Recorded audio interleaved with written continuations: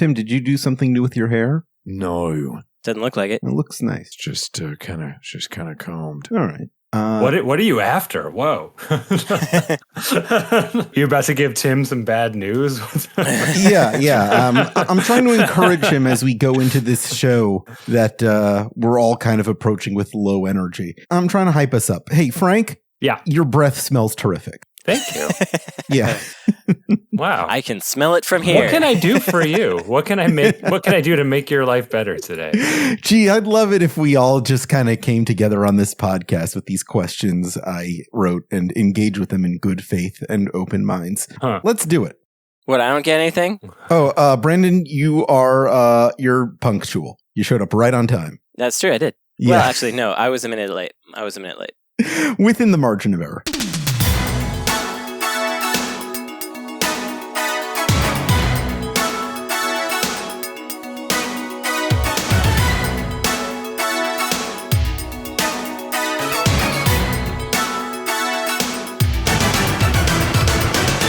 Don't order me around, Bacon Boy. This is issue 339 of the Insert Credit Audio Magazine, where every article is punctuated by a horrible buzzer.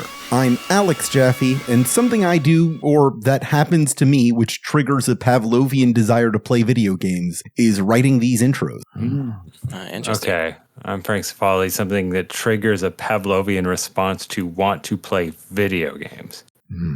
Yeah, this is a hard one. I don't know. It's a I don't tough know one. that I have those. What motivates you to play it? What happens to you that you think, I could play a video game right now?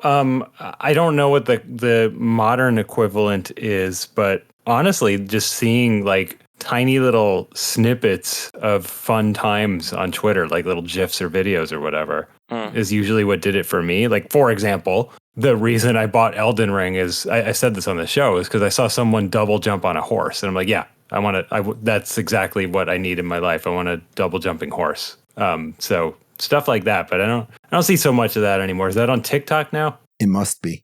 Yeah, I reckon. They got those there, yeah. But there's somebody in front of it going, can you believe that this thing is happening? Look at this. Not all the time. Not all the time. It's true. There's a Family Guy clip running in the bottom of the screen. That's not really too much of it either. No, they don't do that as much as they used to. We're veering dangerously into old man territory here. I want to make sure, just speak on the behalf of people who actually look at TikTok. When Brandon says they don't do it now as much as they used to, we need to, it's very, very crucial to point out, it's very, very important to state that they also never actually did it as much as they used to. So let's just make sure we all understand that. There's like a billion people on there. Well, yeah, I mean, I might be looking at a different part of it than you because you're talking about it. It's okay. We've all got an echo chamber. Everybody lives in an echo chamber, Charles. Also, it recommends the things that you watch, and when I watch things, I watch them for learning about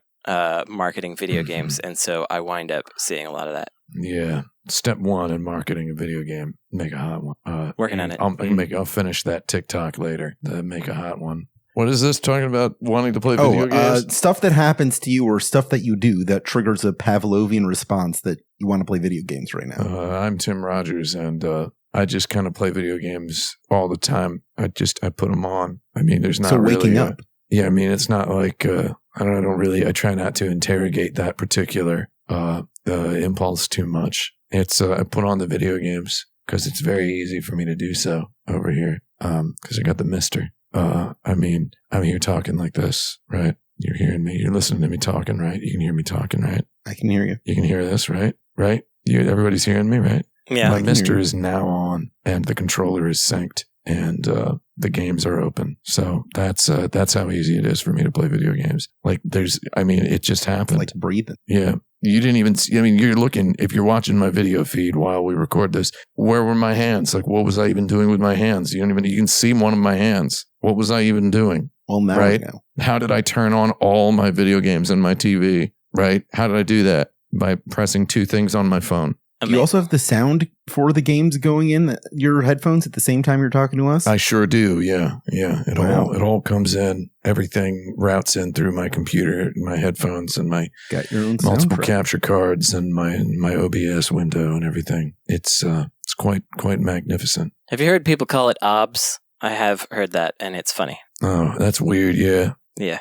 Anywho, I'm Brandon Sheffield, and there actually is one thing that inspires me to at least be interested in playing video games, regardless of whether I do it, which is when there's some kind of like an RPG-ish mechanic in an anime or a TV show that I'm watching. Oh, that's a good one. And I'm like, this is so video gamey. I could play a video game. And that's what happens. It doesn't always work, but it does start me thinking about it. All right. Frank, you didn't win last week's episode because no one had a winner, but I'd like to open this show by addressing something that you've teased in the past and something I'd like to elaborate on this week.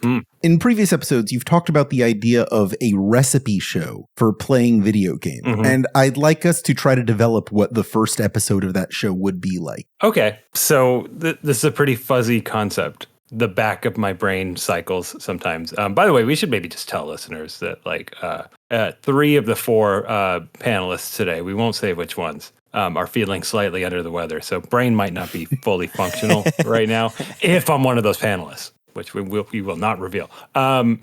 But all we'll reveal is that I'm not one of them. Oh no! Okay, that's your first. That's your first clue. That's your first clue. It's the only clue you'll get. Do the math, Charles. I feel fine. So for me, a recipe show for playing a video game is this fuzzy concept that is partially the actual setup. How from a tech perspective or whatever you should play this game or this genre or whatever. But the other, maybe half of it, I don't know if it's 50-50. The other component of it is how to approach something like philosophically, right? Like how to enjoy a game, what to look for, what to appreciate. And so for a first episode, I mean, something that I kind of had in mind was maybe a classic genre like a JRPG or something, right? Like a recipe show for playing your first JRPG. So maybe we should go with that premise.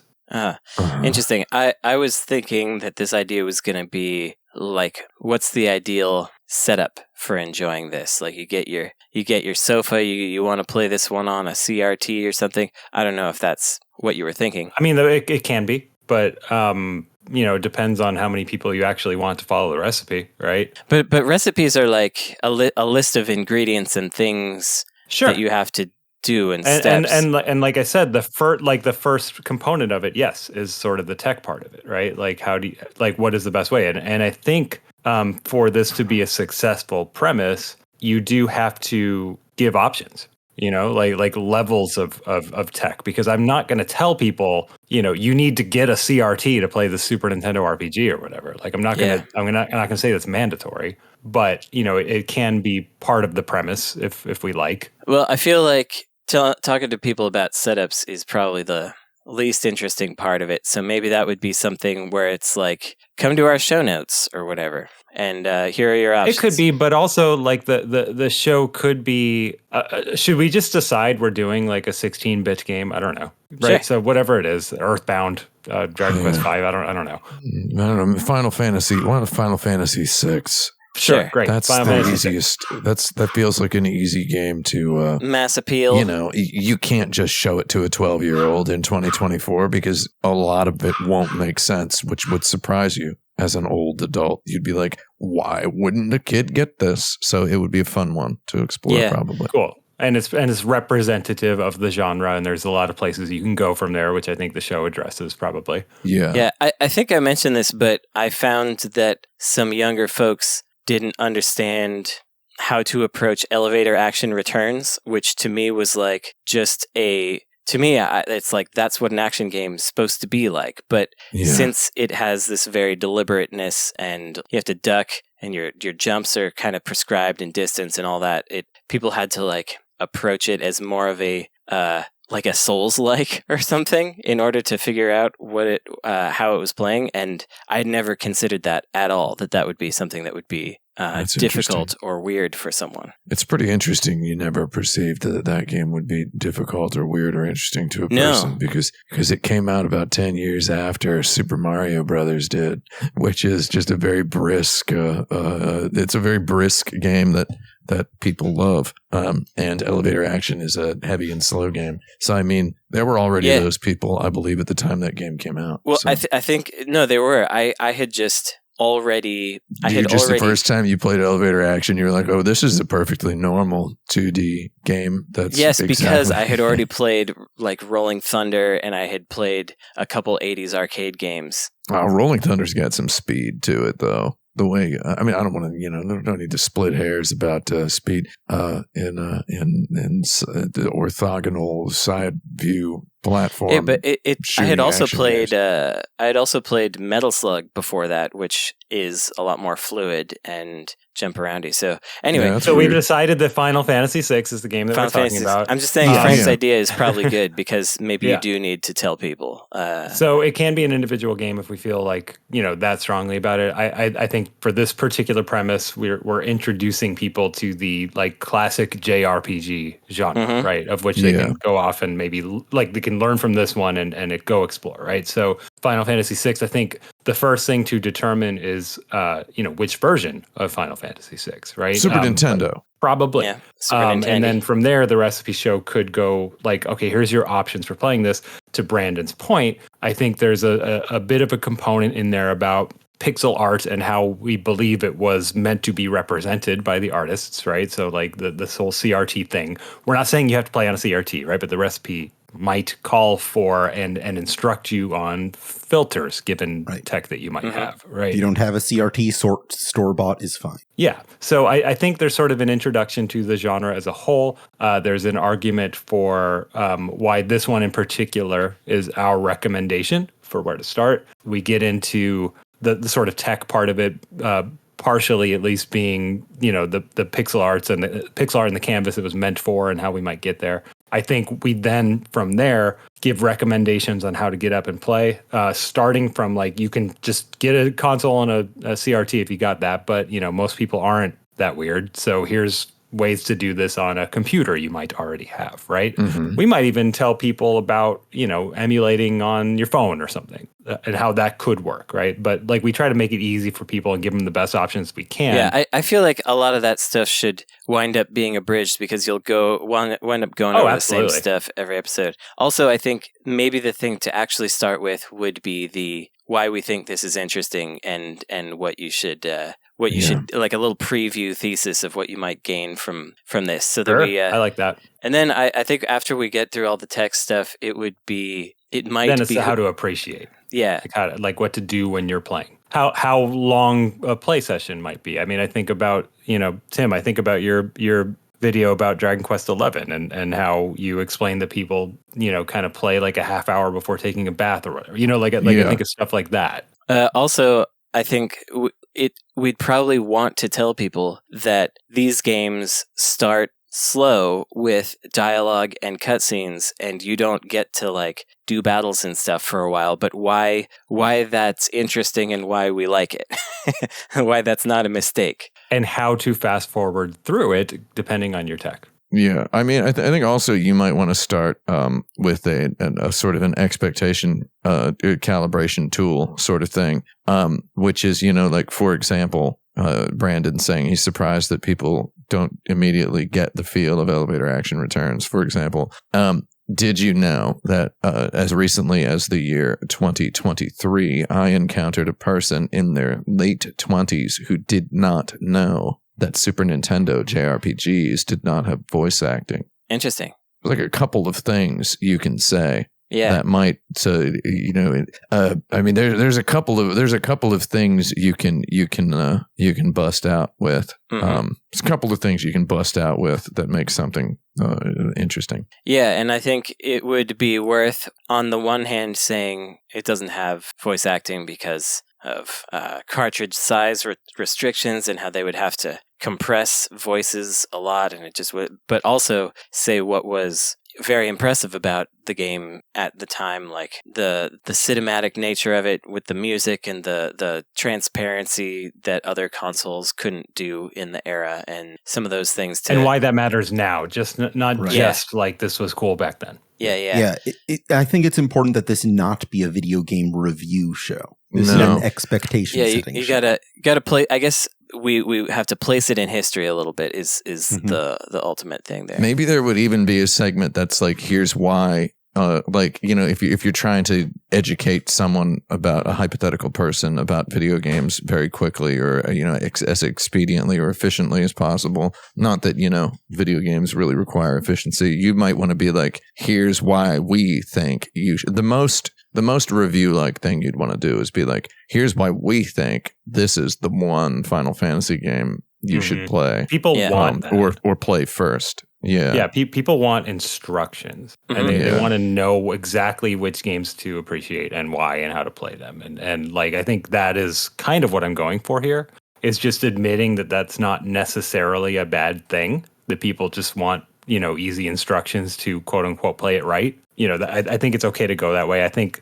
the sort of main, like, here's how to do it for normal people is just like, here's how you put it on your computer, and that's what we go for. But I think the goal, just going back to it not being a review show, the goal should be that one of our best episodes should be about how to appreciate a terrible game. Oh, yeah, sure. Mm-hmm. Yeah. I do have 2 questions. First of all, what is this show called? Second of all, what's the silly voice you're going to use on it to talk about everything? Are you going to do an accent? Are you going to do a character? Jerry Lewis, like cartoon Jerry Lewis, like Freakazoid. That's very good. Yeah. Freakazoid, yeah. Final Fantasy! Everybody loves that guy. Yeah. Freakazoid, don't they? They do. They sure Is Freakazoid a meme yet? Super teen extraordinaire. Is he a meme yet? Are there memes about I him? think he was. In 10 years ago, I definitely saw some Freakazoid memes, and he was like coming back, everyone thought. And then I'm talking about now. It's like he's not here. He's not around. I don't think he's around. Well, I see stuff posted, but it's by like the guy, the co-creator / voice of Freakazoid. Yeah. I've heard there was like a legal dispute because it's kind of too close to Mike Allred's Madman. That they had to kind of pull back. Don't know about that. Doubt that. All right. Well, I'm just saying I don't know about that. But yeah.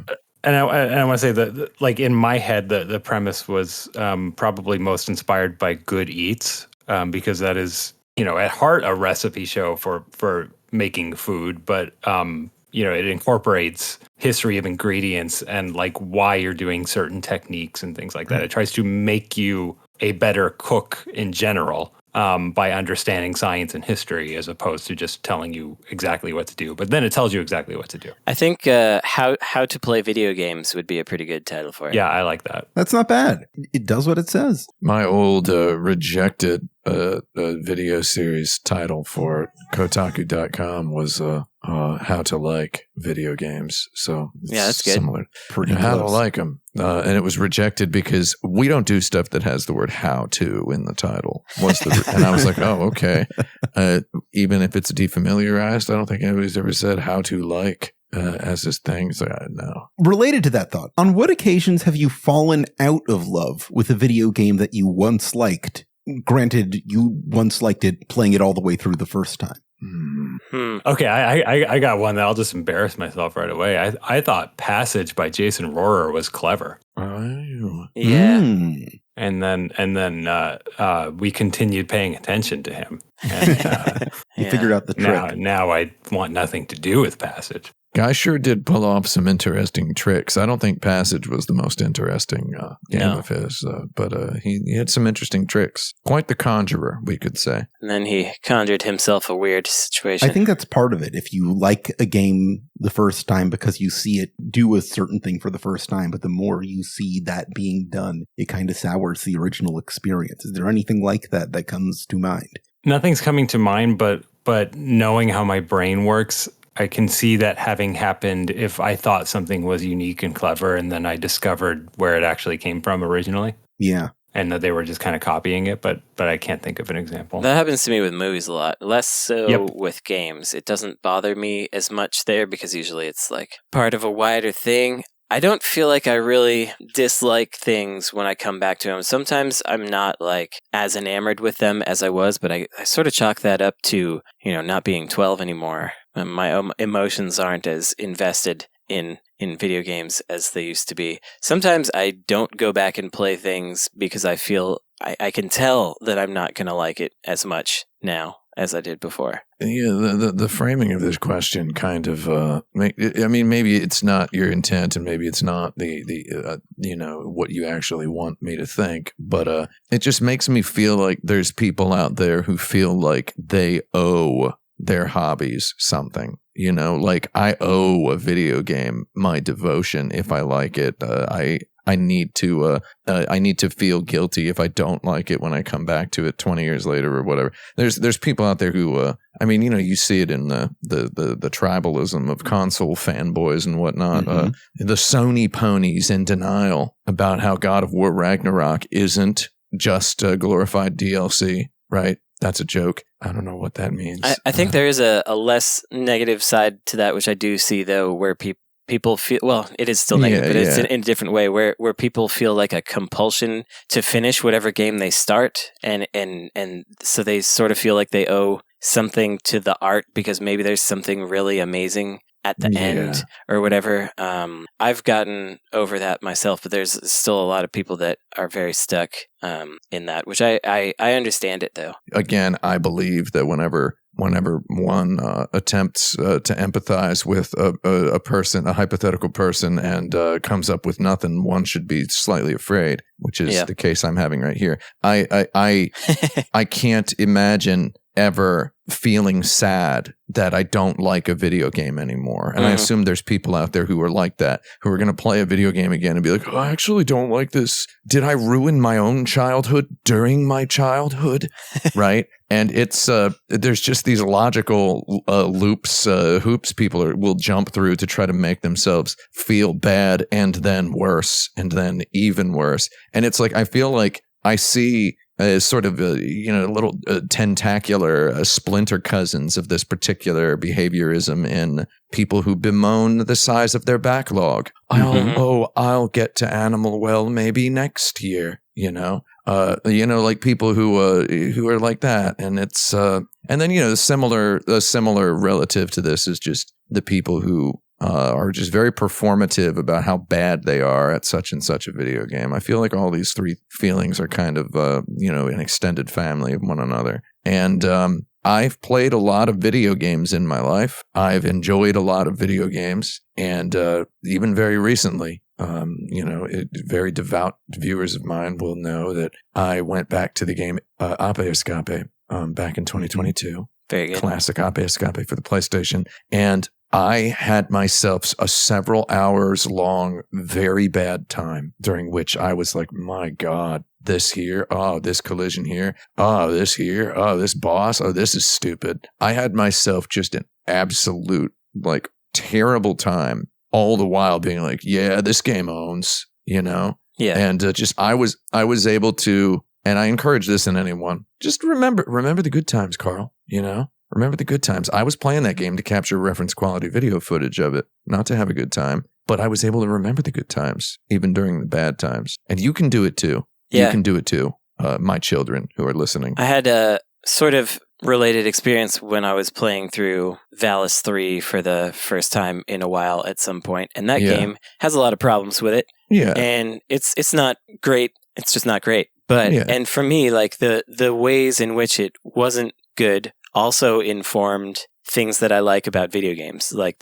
Everything about it had something that I could grab hold of because I played it so much as a young person. So I feel like if you go back to something, even if you don't have as much of a fun time as you did when you were younger, the things that you appreciated about it will remain, and the things that you now think are weird or bad about it still have a bit of a spice to your game playing in general. Well, I mean, there's in the case of Ape Escape, it was in the case of Ape Escape, it was just progress has just kind of snowed over all the faults in this game, and you were only at the time you first played it, you were seeing the promise, and you were enjoying the promise. On the other hand, I would never I would never put a gun to someone's head and demand that they enjoy the controls in Landstalker, right? Yeah. But on the other hand, I would never replay Landstalker and think it sucks. Yeah.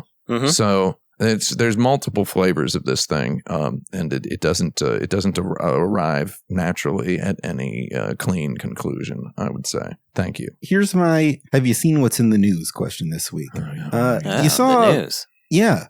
Phoebe Waller-Bridge is doing a Tomb Raider show. PWB, yeah, I heard about that. Yeah, it's going to be good, probably. What's the season 1 arc on Tomb Raider going to be like? Well, I don't care, but this is a good time to talk about how the Fallout show was good.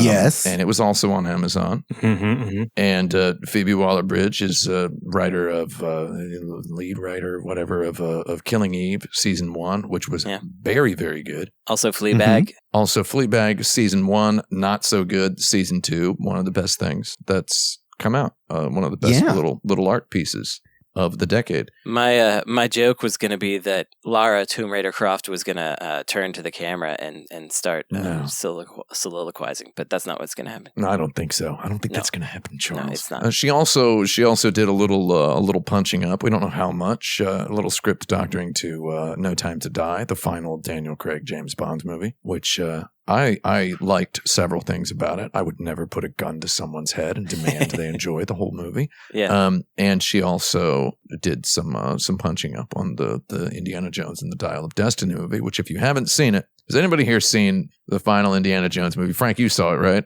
No. I was just trying to get you to say no. Congrats. Well, I mean, I might. I mean, I saw the one before it. I've now determined I saw 30 minutes of it. Okay, well, I'm going to watch the rest later, though. Yeah, I mean, it's... I plan to. I want to defend myself here. I'm going to watch this stupid movie. I have Disney Plus, and I added it to it. It's a pretty good movie to watch for 80s kids and 90s kids alike, I would say, if you're one of those. And you watch this movie. I've had it up to here. For those of you not watching the live video broadcast on the gold, the platinum tier, the $1,000 a month Patreon platinum tier, I'm holding my hand right up to about my hairline, which if you know my hairline, it's basically down to my eyebrows. I can't lose hair to save my soul.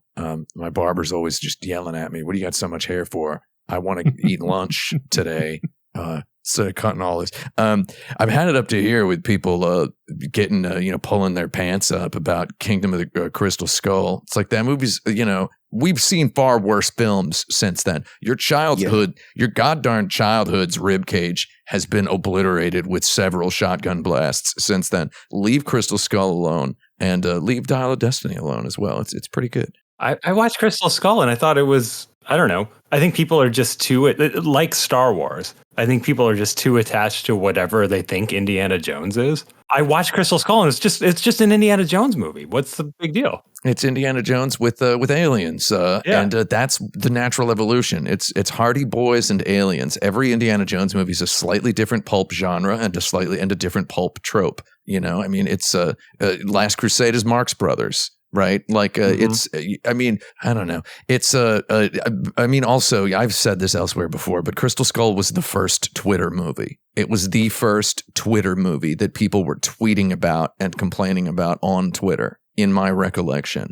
And it got just roundly destroyed by Twitter because of the refrigerator scene. Anyway, Phoebe Waller-Bridge having touched Indiana Jones and James Bond, and having made Fleabag season 2 starring Netflix's Ripley, and also having what's the word written that Killing Eve season 1 starring Jodie Comer, pound for pound the best actor working today, in my opinion, as a person who's not a professional theater critic. I would say her Tomb Raider show, highly likely it's be a pretty good one. Yeah, that's what I think. I think it'll be good. She's a person whose name I have learned. PWB. Which, it's a good name. To me, is saying something, because haven't been doing a lot of that with newer, relatively newer, I mean, she's been around for a while, but relatively newer showrunners. I don't necessarily know their names. She's starred in things as well, which probably helped with that. But she's got a style, is what I'm saying. She's got something that you can identify about the works in which she participates, and that's cool. And I look forward to seeing that brought to Thomas Brader. Tomb Raider was somewhat famously also penned by a lady, kind of from the start. So I think that wound up giving her, even as she was doing Playboy spreads or whatever, and they were over sexualizing her, she had a relatively solid foundation from which to begin, and I think that's ripe for doing things with today. Also, I liked those last Tomb Raider games, so Yeah, I feel like I like the most recent one a lot. I liked all three of those, but there's stuff to like in there. I would even call those. I'd call those a top pick if you're one of those people who complains about their backlog. I've got 100 games in my backlog. Maybe try one of those Tomb Raiders and then throw a lot of the rest of them out. Let it stand in for, I know people who are like, I still have 12 Assassin's Creed games to play. It's like, maybe play none of them, idiot. Maybe just play the new Tomb Raiders and then just play Tomb Raider. Dust and then wash your hands, and try that out. Let's reorganize our backlogs, and we'll be right back after a quick break. How to like your backlog. Let's throw out the Assassin's Creed games. Get them out of there. Like, it's fine. If you, the goddarn the train has sailed on those. It's okay if you didn't play them. Yeah, if you have multiple games in your backlog where the first 8 letters of those games are all the same, maybe consider throwing them all out. Just trash them. Unless they're Final Fantasies, which are all different. But then, just play 6. Yeah, just play 6. We'll tell you how after the break. Welcome back to the Insert Credit Program. It's time for us to go spelunking once more into Carl's Bad Cavern. Every single week, we pick a question submitted to us by one of the patrons at patreon.com/insertcredit, where for mere dollars a month, you can get access to that form that lets you do that. You get monthly bonus episodes, and you get other things too. What other things? You're going to have to subscribe to find out. This week's question comes from Luis, who asks, was Tetris inevitable? If Pajitnov hadn't invented it, would someone else have invented it instead? Is the state of modern game design an inevitability? Or would we be playing totally different games today if, for example, Shigeru Miyamoto had never worked in games? It's how many questions do they get? Yeah. Just the Tetris one. I think that's basically it. It's a question, and then it's. I think anyone listening, they're expounding. Anyone listening, first of all, if you ask a question with that many words, yes, the right is reserved for us to make fun of you. But also, that's an acceptable number of words, I think, to add to if because we're not just answering questions. Because what is a question if not part of a conversation, right? Indeed. I would say that nothing is an inevitability, but I do think that we would have some alternate universe puzzle thing, probably. Yeah, and if not for Miyamoto, someone else would have pioneered 3D platforming games. Somebody was going to do that in a way that felt smooth. I just want to say it's not just 3D platforming games. I've done my research, and I hate to hand it to a guy, but I think it might actually be kind of down to him that 2D platformers ended up feeling good. Whoa. Hey. I think it might be. I mean, every time a person whose job is knowing about video games says anything positive about Super Mario Brothers 1, someone appears in the comments, in the inboxes, in the peanut gallery to say, yeah, but what about Pac-Land by Toru Iwatani? Feels good, man. I love jumping in Pac-Land. I love running in Pac-Land by mashing the button. Almost none of these. I believe it is a statistical impossibility that any of these people have ever played Pac-Land. Yeah, I agree. But I think it might ultimately come down to Miyamoto for making. Would somebody else have done it? I mean, maybe. But did we need it? No. We didn't need it. There were other games that were working independently of it that were arriving at different conclusions. I think we would have wound up in a different space because there wouldn't have been one fella pioneering as many things. Like, if he didn't exist, we might be just all arcade game Yu Suzuki style. No, we wouldn't actually. Someone else would have done something, but it might have plenty of other genres. Yeah, slightly different universe maybe. But he perfected the jump or whatever, but really he inspired the jumping genre. you know, and which is very iterative and is now, I think, perfected at this point. Jumping feels good for the most part at this point. Spider-Man 2 on PS5 owes a ton to Super Mario Brothers 1, right? Like just any game where a reviewer uses the word traversal as one of the bullet points in the pros section at the end of the review. God, that's why I like Odyssey so much. It's just a game about traversing in different ways. It's just the core of what Mario is. It's so good. You're simultaneously thinking, I want to go over there and I have to go over there at the same time. It's like just the whole game. It's a yin and yang, but both the yin and the yang equally delicious. So, I mean, I think in a world where if we're just removing Tetris, Tetris occurred to a world that had already seen, this is going to sound like some sort of dunk, but Tetris occurred to a world that had already seen, for example, Yar's Revenge, right? We were already open to the idea of games that were a little bit weird and a little bit abstract and a little bit challenging. There probably would have been a couple more. I don't know. Somebody else would have done something. I don't think we would have gotten exact Tetris, which is, you know, maybe what they were asking. I think of Tetris in the same way that I think of baseball, in that, like, they're both kind of accidentally perfect. You just can't mess with, like, anything in either one of them without ruining all of it. As they proved with Tetris 2. Yeah. I feel like with Tetris, without Tetris, the thing you might not have gotten is some of the copyright law stuff where like you can, or maybe not as fast, where they defined what Tetris is by law and what their shapes are that they can defend and that kind of stuff. I mean, we still have problems with game designs and copyright, all of that now. Yeah. But Tetris was a leap toward that. Someday I'll watch that Tetris movie, but not today or tomorrow. I don't think I ever will. I think I'm going to die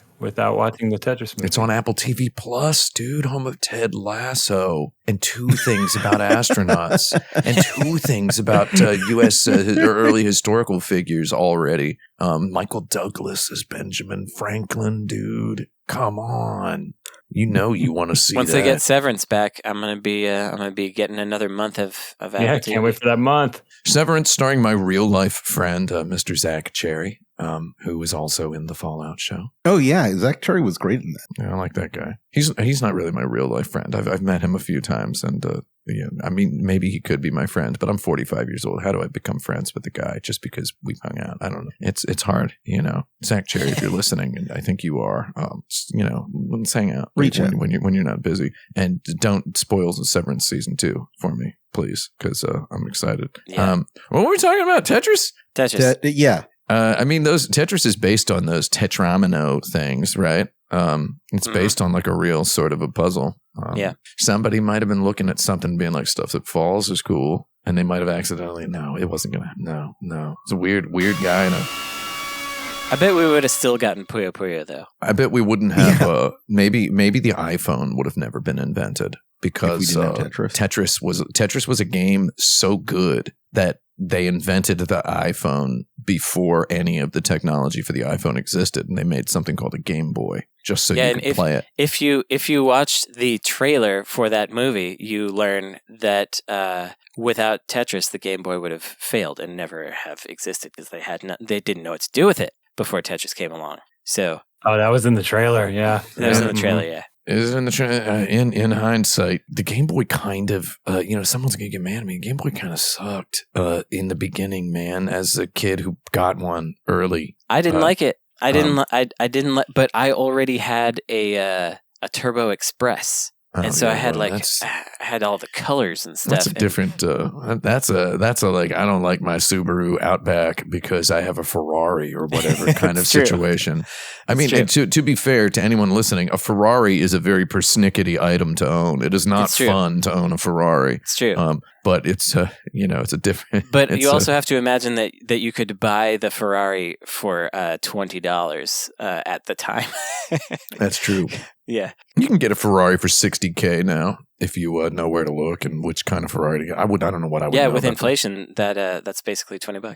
I'd like us to rank the following actions from best to worst. Okay. Sliding, spinning, flipping. Sliding, spinning, flipping. I like sliding the most, I'm pretty sure. Yeah, same. And then I think spinning and then flipping. I think it's sliding, spinning, flipping for me. Spinning is like a top and flipping is Sonic. Is that Well, I think Sonic is also spinning. that's spinning? Spin dash is spinning, yeah. Flipping is like probably Bonk is flipping. I think because he's sort of spinning, but he's doing it so chunkily that I think it's more of a flip. I don't know how he gets any lift doing that, to be perfectly honest. I still can't get my head over it. He's got no wind resistance. How does he do it? Yeah. I don't know. He's The all aerodynamics smooth. are all off. That's what I think. Guy doesn't there's a guy doesn't make sense, you know? No. Eats meat, he gets real strong and big and morphs into different things. Head blows up. Steroids in that meat. He's getting the Something roid rage. wrong with that goddamn guy. It's true.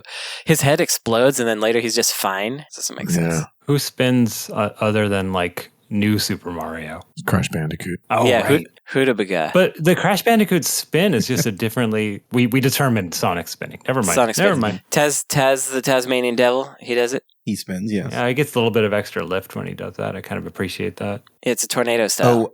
Link spins when you charge up his sword attack. Yeah, very good. Yeah. I mean, in that case, his charged up sword attack in a top-down 2D Zelda is it's an infinite ammo, somewhat low, medium risk melee attack that attacks an area of effect all around you. That's neat. It's kind of a rare thing for that particular era. But sliding's cool though. You get low, you do a little damage with your foot, possibly. Yeah, It's faster. You go hoop, that kind of stuff. It's all good. Who's got the best slide in game? It's not the best, but I like in one of those Igavanias that I don't remember the name of because there's about 5 million. It might be Circle of the Moon. he don't serve one, but yeah, I know what you. It's whatever the genre is that we got to call that. It's a Castlevania game. I would call that. Is it though? Because it's got all the areas and the zones that you got to unlock. It is a Castlevania certainly. Anyway, the slide where you then leap up after your slide and then you do a little arc. They're pretty dumb, but I like them. It reminds me of Andy Bogard in Fatal Fury doing his whatever he calls it. I know off the top of my head exactly which Castlevania game you're talking about. It's not Circle of the Moon? But it's a good one with a good little jump that you do good little kick on. Yeah. That's what I'm talking about. Talking about that.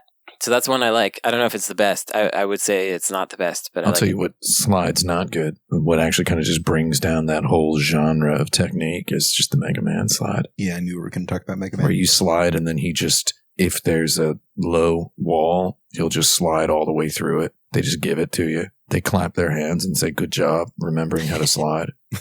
Here you go. We're going to put you all the way over here now." The Valis slide is pretty bad, but I like it. It takes her forever to do. It's a necessary technique because there are some gaps that are too far to jump, but which you can reach by sliding across them in a way that visually doesn't make sense. But do I like it? Yep. Yeah, I think sometimes a slide is some trash, but yeah, I know what you mean. Yeah, but we don't have roll in here. I don't know why, but I like a roll as well. Well, probably because there's just 3. Yeah, I guess that's why. Probably just 3. What if there were more at some other We point? don't have walk. Where's walk? No. Do we have gun in here? Where's gun? If you ever do this question format again, we'll do the same thing. Just mention a bunch of different things that aren't in there. Yeah. And that'll be funny. I'm sure we will. I got another one for you. Okay. What is the guy outside of an airport pretending he's an Uber driver of video games? Oh, Good jeez. question. So now we're going to spend 6 minutes trying to just talk about video games where there's a literal scene in an airport where there's a literal guy who appears and says he's an Uber driver, but really he's not in a video game. Is that what we're going to do? Yeah, I think that was Yakuza 4. Is that Man, I had an expensive but valuable experience with one of those the first time I went to Korea. My buddy was supposed to pick me up and he did not arrive, and I had never been there and I could not speak the language nor read any of it. Are you at Incheon? Yeah, I was at Incheon Airport, and the place I was going to was Incheon, which was, first of all, confusing to me, and then hard for me to explain because I couldn't pronounce it properly.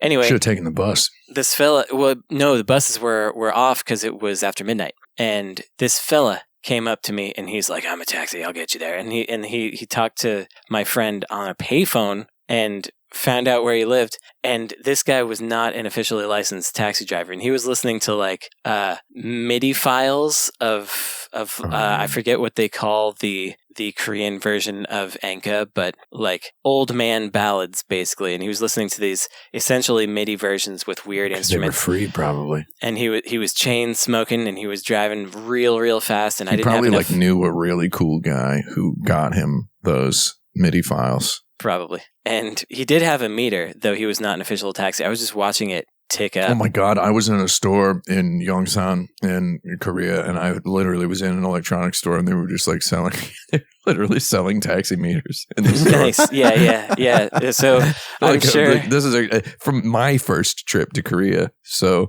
I don't know what the time. I mean, I think you went to Korea probably later than I did, but probably so. I think I went in 2005. Oh yeah, I was there. I was there 2002. First time I went to Korea, there were signs all over Incheon Airport saying, "Do not go with anyone who says they're a taxi driver." Yeah, it was like real taxi drivers will not exit the vehicle. Real taxi drivers will not enter the airport. I was straight up very funny. out of options, I thought. So, but anyway, this dude was just like chain smoking, listening to this MIDI enka, and my meter was going up past the amount of cash that I had, and he was like, "Okay, we'll go to an ATM," and he's like hovering behind me at the ATM while I'm pulling stuff out. But that whole evening is so like stamped in my memory forever. Like the purple glow of his rapidly increasing taxi meter and the chain smoking and this weird music and him like hovering over the steering wheel, like his chin was over the steering wheel. He was like nearsighted or something. It was such a very specific time that it was worth the I think $85 that I paid to get to my destination. And I got there. To his credit. So maybe that's a way to look at this question. Overpaying for something, but appreciating it in retrospect. I mean, I think another way to look at the question is what's a mechanic in a video game that labels itself extremely clearly, and then, like for example, the signs saying taxi drivers will never enter the airport. Do not trust someone in the airport who says they are a taxi driver. And then a guy is just there and he goes, "Hello, I'm a taxi driver." And there's a sign like right next to him that says, "Don't trust this exact guy." I feel like that's a lot of stuff. That is a lot of stuff, but that's a bit. It feels like it lends itself to meme stuff a little bit. The kind of subversion. I don't know about the meme stuff. I'm thinking like in it's just any game with lock and key puzzles where there's a puzzle and there's the solution just right next to it. Well, see, the direction I took this immediately was a video game business, like Tommy Tallarico or something is the answer to this, right? Where it's like, I am legitimate video game business, and you should do business with me. Yeah, and you know what? Yeah, the signs are all there, right? The signs were all there that like a real video game business wouldn't have 3 different crowdfunding rounds and without a product. Yeah. I think without a doubt, Tommy Tallarico, the first American to ever work on Sonic, whatever he calls him, the most prolific video game music composer of all time, was on an episode of MTV Cribs. I do believe he is straight up. He is the taxi driver who entered Incheon Airport, right? Like of video games. You know, where the sign saying "Don't trust this guy" is I don't know. You know, just go out and talk to somebody. So in other words, live a life. That is, that is the sign. Yeah, it's like I was going to try to twist this around into saying David Cage directing a Star Wars game, because Star Wars is a movie and David Cage makes cinematic video games. Would be a similar situation. That man also has big taxi driver who entered Incheon Airport energy as well. But you know, we've enough David Cage hate on this show. Let's up the Tallarico. I think we're low on our Tallarico quota this year so far. Yeah, we got to get our Tallarico-rine levels up. I think for me, I was taking a hiatus because that video came out and it was just like kicking a dead horse. But now I'm almost nostalgic for it. Yeah, because you know, I actually Googled this just the other day. He's still alive. He didn't die because of that video. So get back on that dead horse. Unlike the other guy who sort of died and then turned out he wasn't dead. Yeah. He did have to sell his house. He was buttholing privately. Yeah, that's a situation in 3/4 right there. Who's that guy of video games? Well, that guy. I like when Jaffe asks one of these questions. Can I just say that last week during the isekai question, I tried to define what an isekai is so that we could. I like to try to consider something mechanical or thematical internal to a video game. But what happened last week was we just started listing games, the plots of which were literally isekais, and I was going half insane during the whole thing. I tried to define the mechanics. I think we got there with that. I don't know. Did we get there with this? We didn't mention Secret of Evermore. Like, I mean, I don't know. It's a game about a guy who goes into someone else's a place 4 other people have isekai'd into 4 different isekai worlds. There's a lot of games we did. We got about 20 different comments yelling at us for not bringing up Final Fantasy Tactics Advance.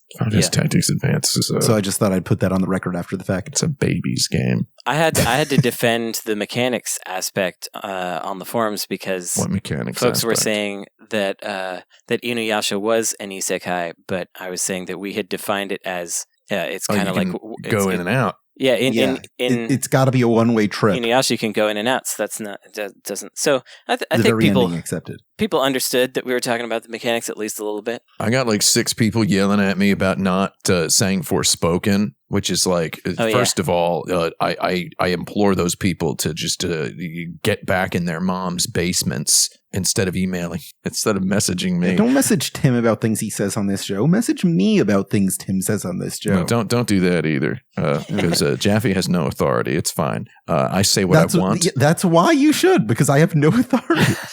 Yeah, just if you're gonna talk to a black hole, no, you can go ahead and say stuff to me because I think it's interesting, and I always have, and that's why I like complaining about it, which is to try to elicit more of it. I actually don't mind when people are like, I can't believe you didn't say this because, we're on the spot here. We can't think of everything right away.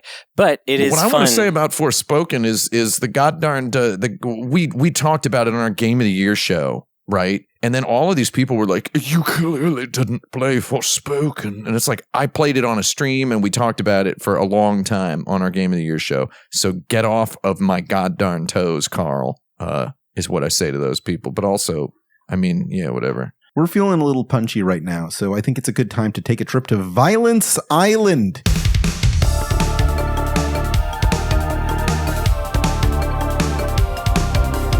It's time, once again. Well, by the request of one of our producers, I've decided to shake up the format a little at this point going forward. One of our producers? What? How many producers are there? What? Statement. Do we have a producer? So we're going to do our preliminary round as normal. We're just learning. But after that, starting with the semifinals, I'm going to roll the Wheel of Violence to give a randomly generated boon or malady to each of the contestants going forward. Wheel of Violence. Which will affect their performance. Our first match is Pugsy versus Bubsy. Okay, Pugsy. Bubsy can glide. Bubsy can glide. Pugsy the little blobby guy? He's some Euro trash. You know what he is. He's Euro I trash. did think about which Euro trash he was. He's a blobby kind of like pinhead, and he picks up things. Yeah, he picks them up and he throws them. That game that's one of those games I played 2 levels and thought this might be cool. I'll probably never know. Yeah, it's possible. It's possible that this is cool. No, Bubsy is infinite, dude. Yeah. Bubsy's just wild. One-hit kill on that guy. Yeah. Bubsy's pretty defenseless against things being thrown at him, including when he's gliding. He has a huge hitbox, too. Yeah. Bubsy's done. Yeah. Yeah, Pugsy is also one-hit kill, though. Yeah, but Pugsy can pick up a gun. He can pick That's up true. a block. Yeah, you can pick up a rock and throw it. Yeah. Pick up a gun. That's a thing, right? Mm-hmm. All right. That's Pugsy. We're assuming on Violence Island there are guns. There's just guns. I think they grow on the trees. Not just right? guns, but guns on the ground. Yeah, there are gun trees on Violence Island. They grow organically. I'm reading about Pugsy, by the way. Pugsy's by Traveler's Tales. Yeah, it's got some art in it. Even if it looks like that, it's got some art in it. It actually, again, I think it might be cool secretly, but I don't know that I'll ever know. Okay, so here's 2 things about Pugsy, just to wrap this up. It says Pugsy is the name of the title character, an orange space hopper-like alien. Okay, what's a space hopper-like? Yeah, it's similar to one. I feel like Space Hopper has to be an established thing. It's a toy. It's a British toy. Yeah. Number 2, there's a single screenshot on the Wikipedia page, which is labeled Wabbit's World level, a reference to Wiz and Liz. Utter goddarn baby talk. Give me cheese wheels of doom. What could possibly go wrong any day of the week to that? And then number 3, we're adding a bonus here, is if you hover your mouse over Traveler's Tales, you see a preview of the Wikipedia page for Traveler's Tales, which begins with the phrase Traveler's Tales is a British video game developer. And it's like, have you ever like gone to Wikipedia and immediately been like, I knew that? That's what I felt when I saw the word British. I immediately said, "I knew that already." Me. Yeah, Wikipedia felt like it was patronizing me by daring to have the information that Traveler's Tales is British. So that's Pugsy in a nutshell. They should really assume you know some things. Yeah. Wikipedia. I mean, they made one of the best British video games of all time, Sonic R. Right. Yeah, that's true.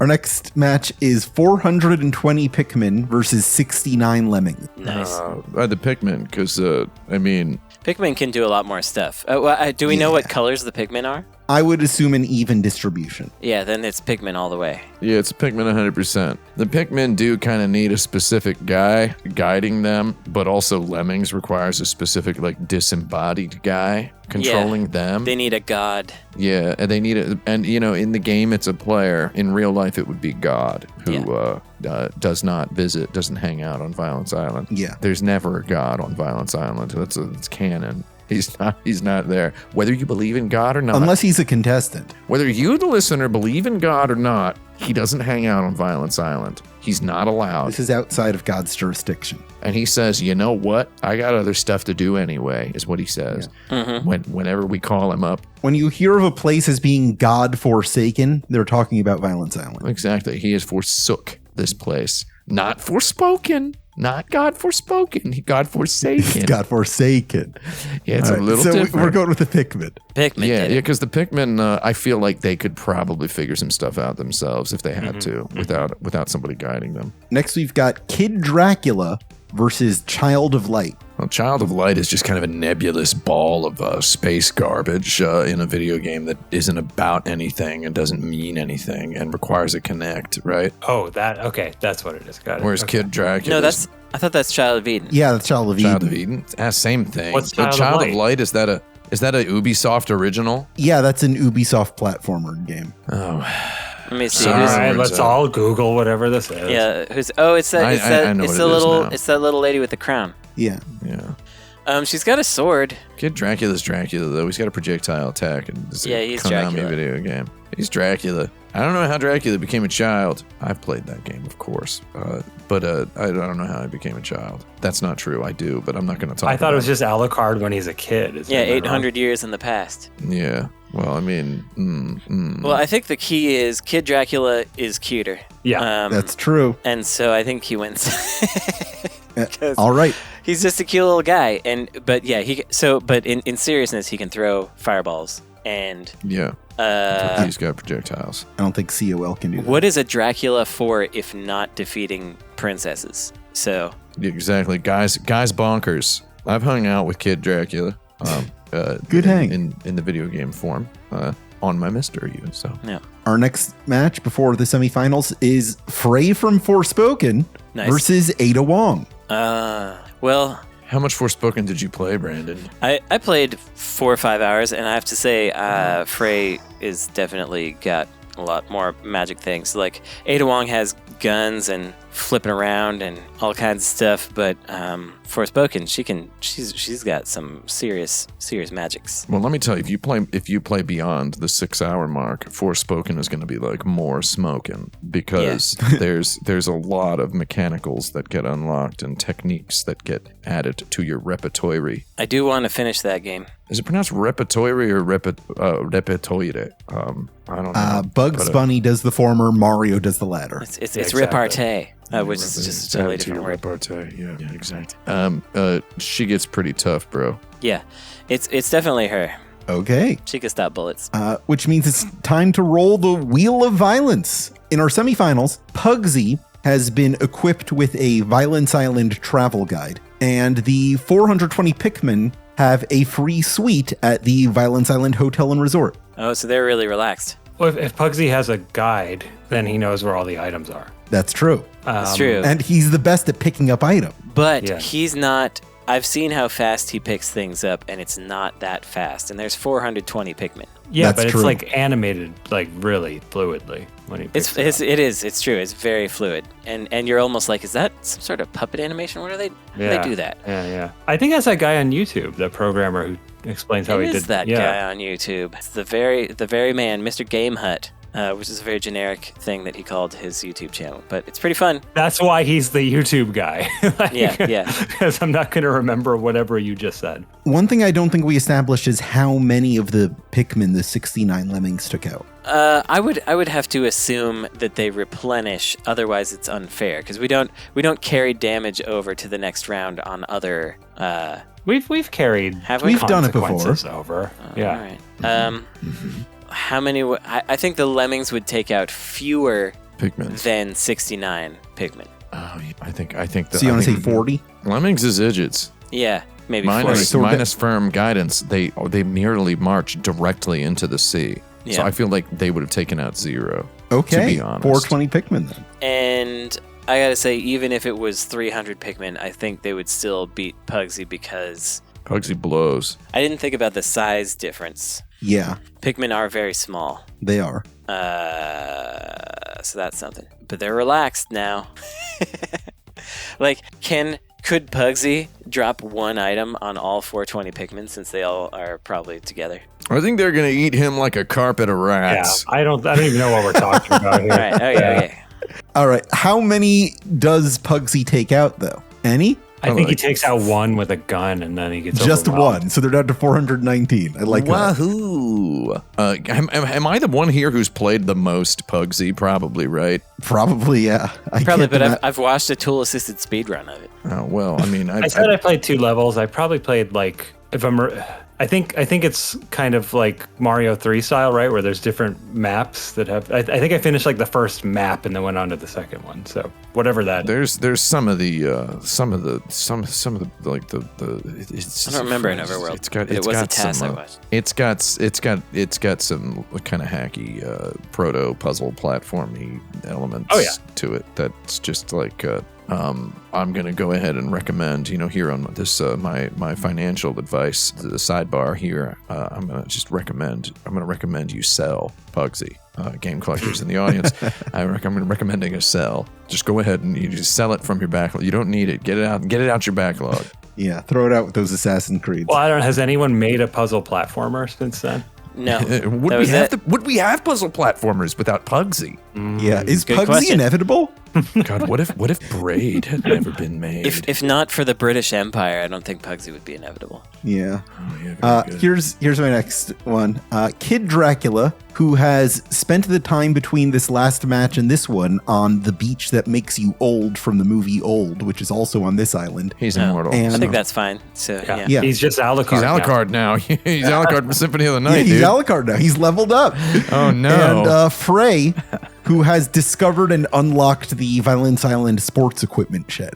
Okay, well, I don't think she needs no sports equipment. This is a tough match, but anyone who's obtained some of the higher echelon weapons in Symphony of the Night knows that Alucard's straight up nuts. Yeah. We're assuming they're both powered up. Yeah, and he's got some magic himself. Yeah. I was just this reminds me, anybody listening who hasn't played Forspoken, it does kind of have a bit of a Symphony of the Night vibe. Why don't you check it out if you like Symphony of the Night, everybody? I'm recommending a buy on Forspoken. I'm recommending a buy on that one. Add it to the backlog. Put it near the top. And change the language to Japanese, IMO. Yeah, I mean, Or some other language you don't understand. If you do want to play it in English, know that once you get past the beginning, it's fine. Yeah, absolutely. Once you get the intro part is weird.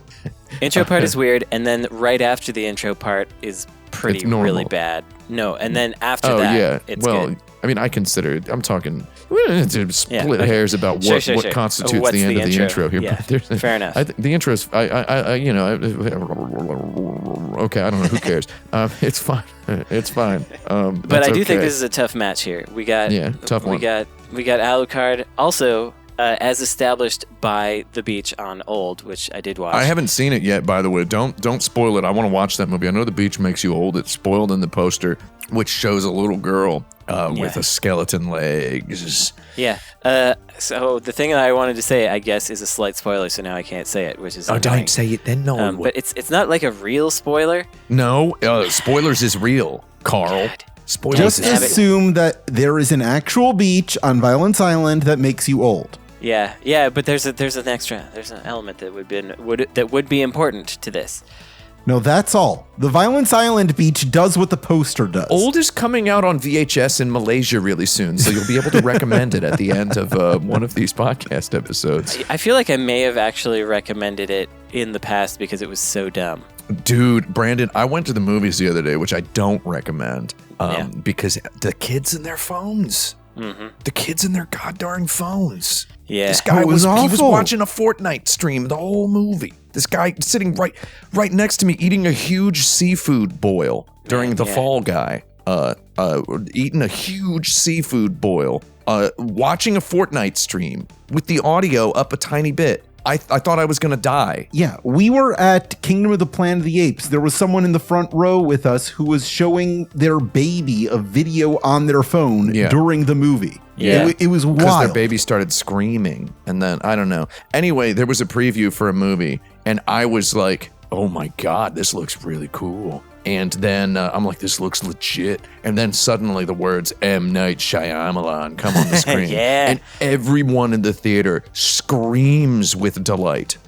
And I remember the exact opposite thing happening like 7 years ago. Yeah. Right? Where people went, oh, when his name came up on the screen. So he's been redeemed 100%. Yeah, I think so. And the movie's called Trap, and it looks like the coolest movie in the world. I've got to see it. I watch all that guy's stuff. I don't know how I've waited so long on Old. It's weird. I'm ready for the stupidest conclusion possible to happen to all of his movies. But one thing I love about that guy, there's two things. I like that he's from Philadelphia, baby. Philadelphia in the house. One thing I like is how he always makes money. All his movies make money. People can hate on him all they want, but that dude makes. Maybe Avatar didn't. Yeah, I don't think Avatar might not have. And Avatar is for sure his worst movie that he's ever made. Yeah, Lady in the Water is pretty bad as well, but that Avatar is insane. Like it feels like having a stroke. Yeah, and it's pursuant to the second thing I like about him, which is I've watched a bunch of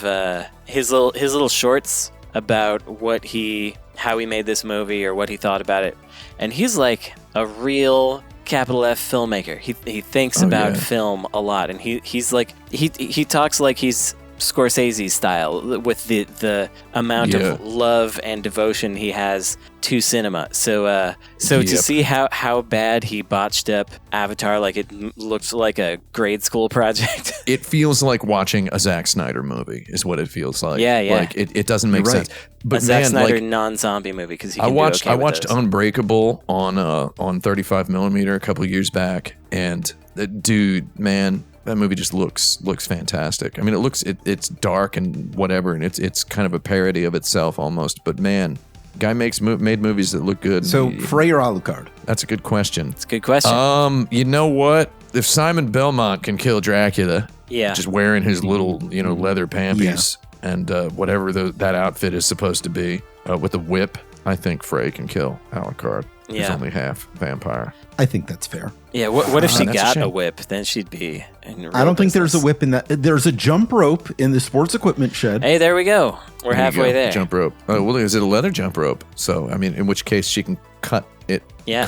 Cut one of the handles off, And that's all it is. tie a knot, and then she's got basically a whip. I'm going to say sure, which takes us to Frey with a whip versus 419 Pikmin. Yeah, she could blast him with one she'd little smoke fire him. beam thing there. Yeah. Smoke them with like a level 1 attack. Really, basically. whoever survived the last battle was going to defeat the Pikmin. But we don't get the like status effects or whatever this time. The status is they're still well rested from.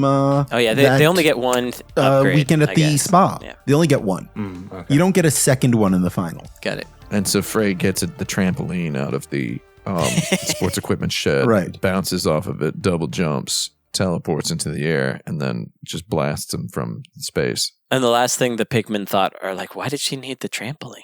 Yeah, it's good. The trampoline makes it fun. She double jumped. Why did she need the trampoline? The trampoline All right. makes it tasty. Well, that brings us almost to the conclusion of this season of Islands Island. There's just one more before our grand final. But that's the show for this week. Does anyone have any recommendations other than the works of M. Night Shyamalan? Yeah, I feel like we kind of got in there with that. Yeah. Boy, I'm sure I looked at stuff this week, but I'm blasted. I'll say that Neurodiver, the new read-only memories game, came out, and and game's got a real good soundtrack. You could look at that. That's some of my friends made it, and that's nice. So that just I'm came glad out. you're calling that out. That came out today as we're recording this. Yeah. And, go Heck check of a it out. soundtrack in that game. Buy the soundtrack, everybody. I bought it at like 12:30 a.m. after it came out. So that's what I did. You could do it too. Also, have we seen Animal Well? Have we seen Crow Country? Are we all Animal Well, Crow Country. Yeah, there's been some smokable games in the past week.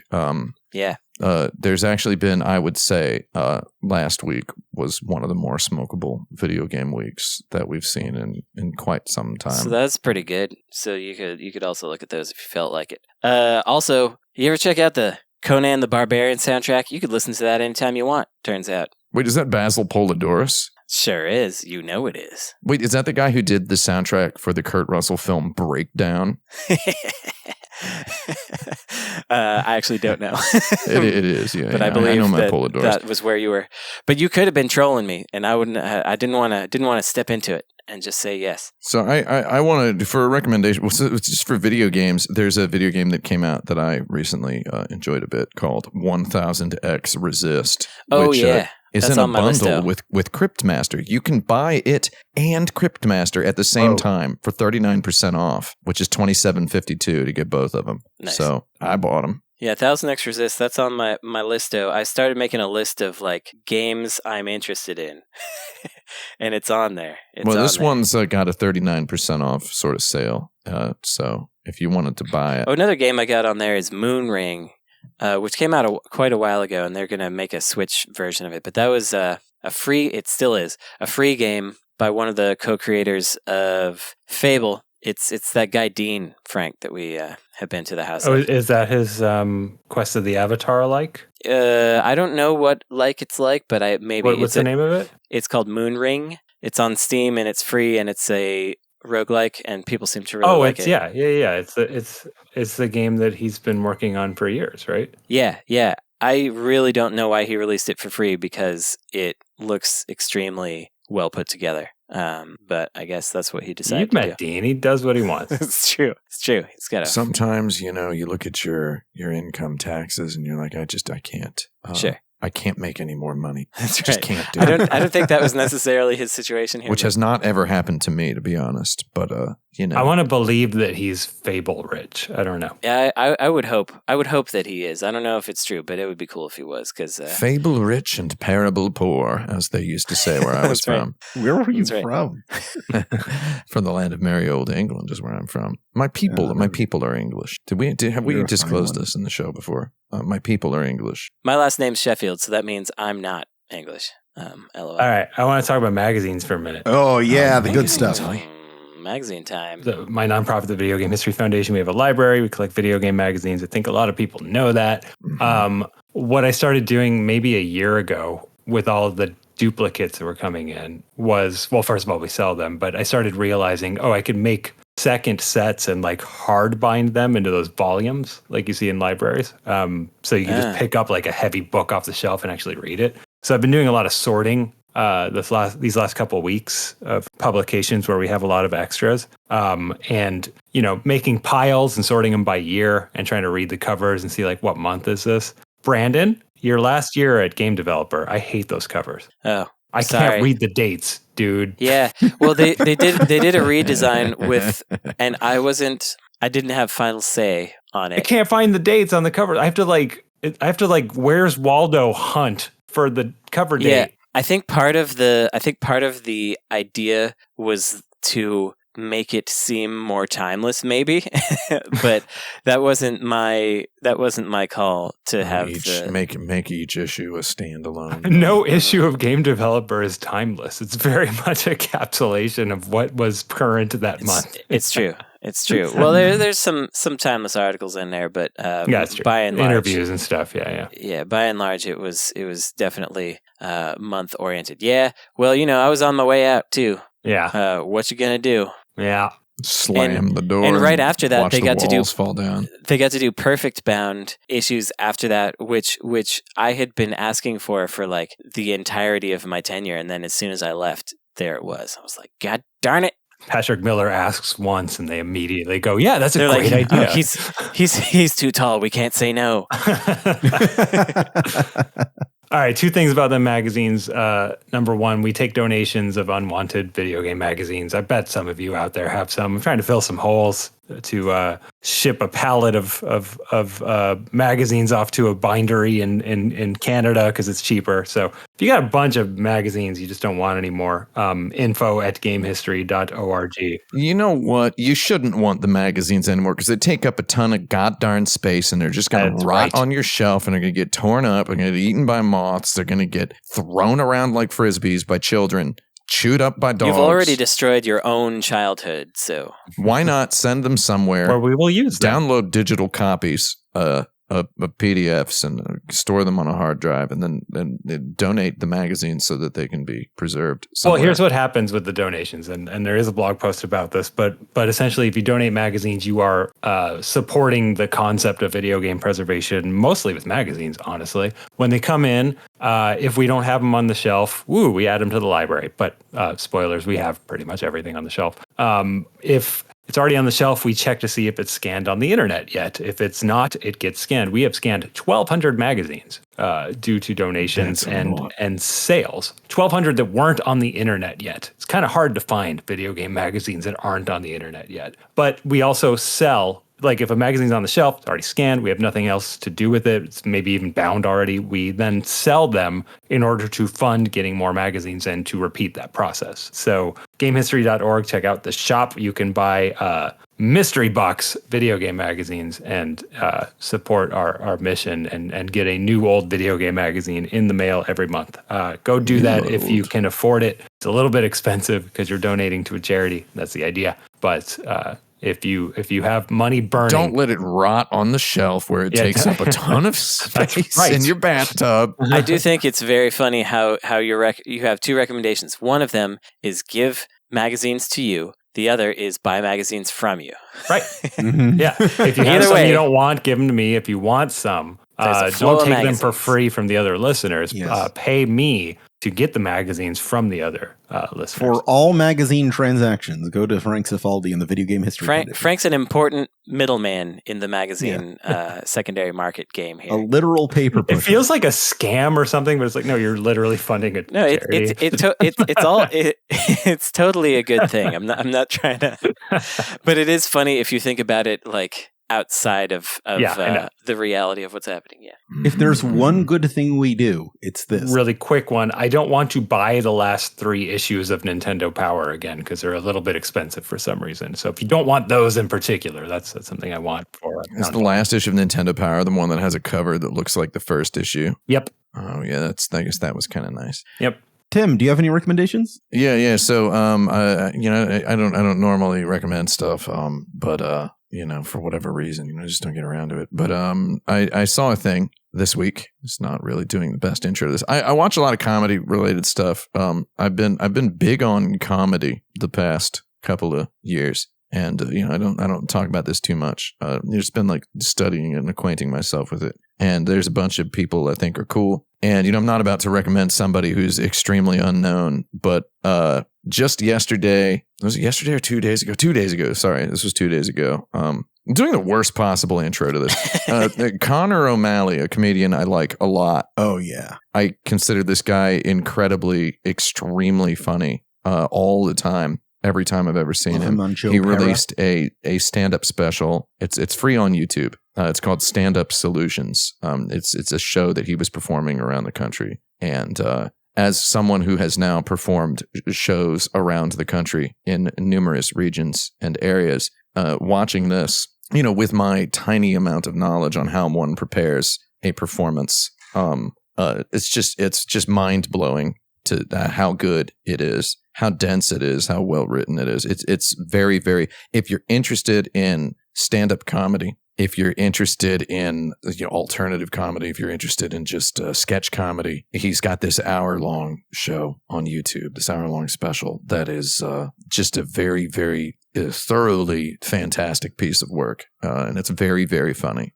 He performs. I won't spoil any of it, but he performs this whole stand-up set in character as the CEO of an AI company, trying to convince the audience to invest in his AI company. And he performed it last year at the Bell House in Brooklyn, here in New York. It's incredibly funny. It's called Stand Up Solutions by Connor O'Malley. So check that out. I've watched it twice now on YouTube, so that's how much I liked it. It's an hour long. I'm giving this a mealtime recommendation as well.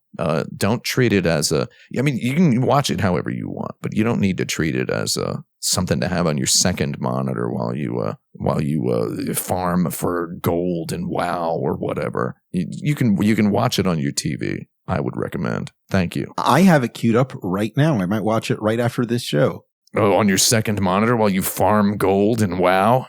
Did y'all know Jaffe sells WoW gold in Facebook comments? Did you know he does this? No, I also buy gold.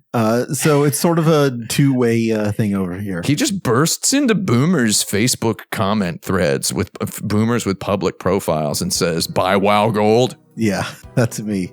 And the weird thing is they're lonely and they buy it from him and they don't even know what it is. Well, here's some things you can do if you'd like me to stop doing that.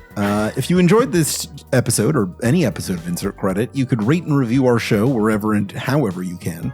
You could also support us on patreon.com/insertcredit to pay the people involved, except him. If you'd like to sponsor our show with an advertisement or personal message, that's easy to set up and surprisingly affordable. You can contact us at show@insertcredit.com and we'll talk soon. You can also join our community at forums.insertcredit.com or find us on youtube.com/insertcreditshow. Wishlist Demon School on Steam if you haven't done that. And do some business with Frank. Give him a donation or buy some magazines for him or send your unwanted ones to him. This episode is edited by Esper Quinn with original music by Kurt Feldman. I'm Alex Jaffe. I'm Frank Spaldi. I'm Tim Rogers. I'm Brandon Sheffield. And remember the good times, Carl.